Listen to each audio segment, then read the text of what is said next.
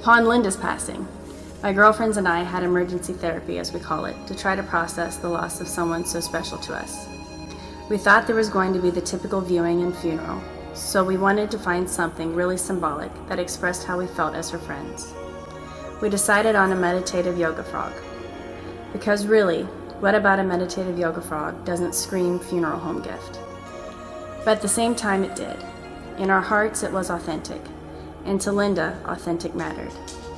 Authentic because we wanted something that would make Terry smile as he looked at it, because she made us smile all of the time. It was quirky, and truly, what a better word to describe Linda.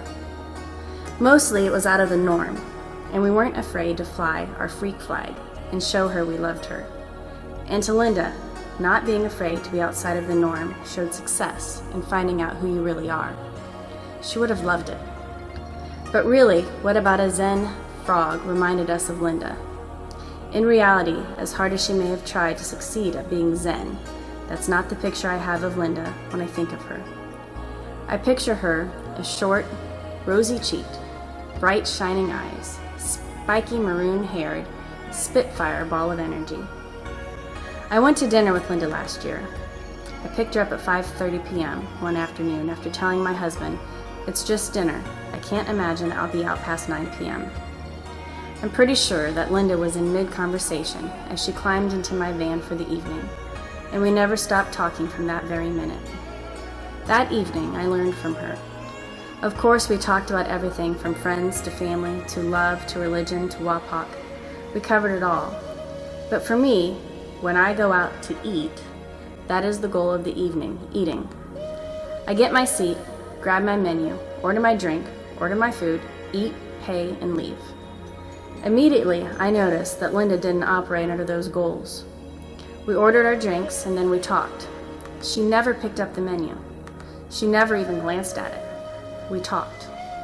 And when she was good and ready, she picked up the menu and thought about what she wanted.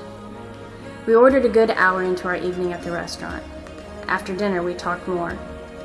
For Linda, it wasn't about dinner at all. It was the experience. Her goal had nothing to do with eating. Her goal was to visit and learn about and from each other. Her goal was to grow and explore all the possibilities of the subjects we had to discuss. I learned from her to savor more in the moment. I learned from her to really take in the people you're with and take the time to really be with them. At the end of the evening, I didn't return home until nearly midnight. My husband was incredulous. "What took so long? You've been gone nearly 6 hours." I challenged him that given the same situation, I was certain he would have been home even later. It was Linda. Life with Linda felt just more in depth. I could talk about the obvious community service she was involved with. I could talk about my youth with her as an Octagon advisor, much like hundreds of other people could. I could talk about her passion for the Riverside Art Center. I could talk about her love for travel and her beloved exchange students. I could talk about how she glowed when she talked about Terry and her family. But mostly, she touched my heart. She taught me about being open-minded and open-hearted in a world that may buck you in your sentiments.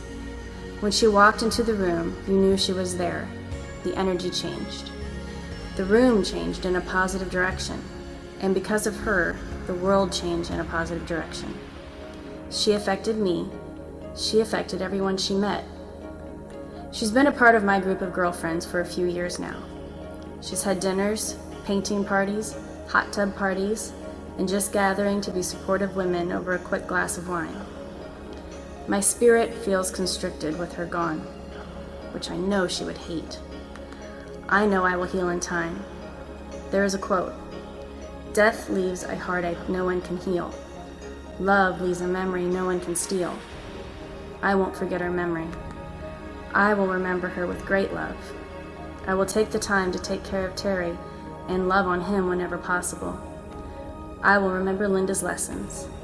I will try to do justice to them and revel in the moments, savor each and every one of them, and continue to live life with energy, happiness, and exploration, growing every step of the way. So back to our meditative yoga frog. He has his eyes closed, and he's smiling in a very ornery way. He's thinking about Linda and all her adventures. He's thinking about love and life and her desire that we remain happy and take all the paths in life to keep learning and growing and connecting with one another. Rest well, my sweet friend. I take all your love from our past and I hold it close in my memories. I will pass it on, I promise.